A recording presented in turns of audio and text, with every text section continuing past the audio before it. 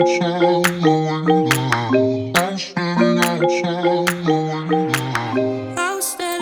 you just bought a tiny home, huh? And you want to go ahead and see if you can get a mortgage on it. Well, I'm here to tell you that you actually can get a mortgage on a tiny home.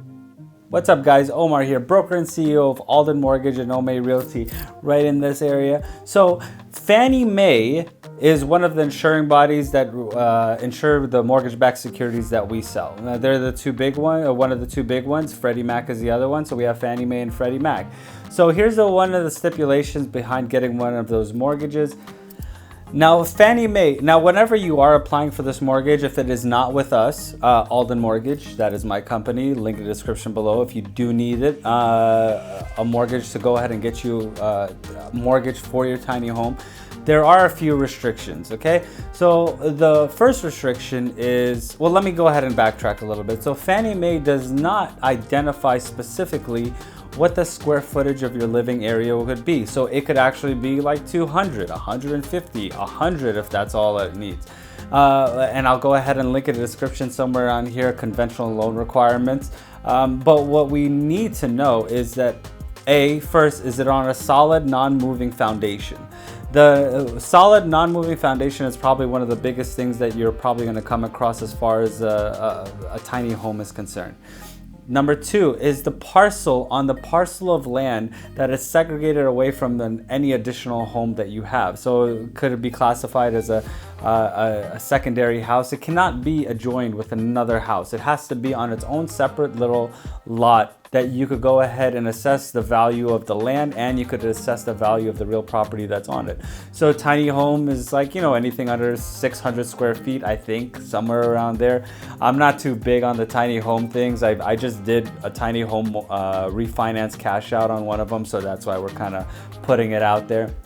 And thought that this information could possibly be good for you. So it does have to be on a non-movable foundation. It could have never been registered as a trailer, mobile home, or any other thing that could be movable.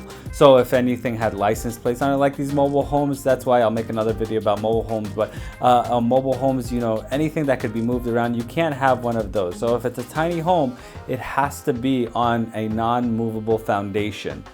Let's get that out of the way one more time. Say it with me. Let everybody stick together on this one. A non-movable foundation within its own parcel of land. So we could assess the value of the land, and we could assess the value of the parcel within the land. And then we could go ahead and get an accurate appraisal report. Because other than that, we're not going to get an appraisal, and it's just going to be a complete headache from there, and you don't want to go ahead and go down that route.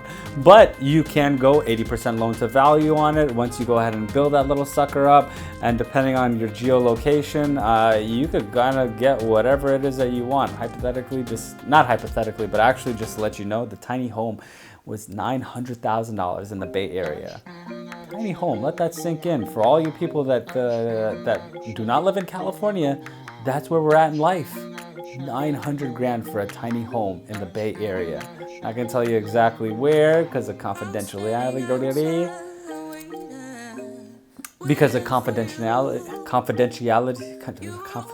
I can't even say that word. God, this has been a long day. My bad. But so once you go ahead and go from there, 80% loan to value. FICO has to still be within a certain parameter depending on what time frame that we're in. 640 is always ideal. Anything above 640 is always great. We don't want to go anything below that. But on the conventional side, Fannie Mae, tiny home, build that sucker up, put it on a solid foundation, cash out refinance. Put that in, and then this way you could actually pay a mortgage, so you don't have to worry about that initial upfront cost. It's almost like an investment property, right? Like if you were to do an ADU. An ADU is like something you can put on your property, but it's a tiny home because you don't need that much.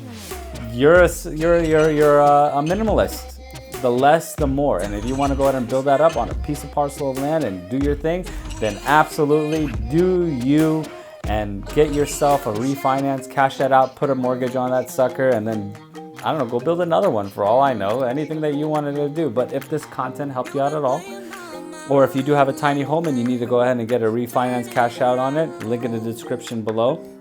For any mortgaging assistance, link in the description below. We help out on all platforms, and for up to 50% commission rebate, please let us know. Hit that like, subscribe, comment, do all that stuff. Really appreciate the help.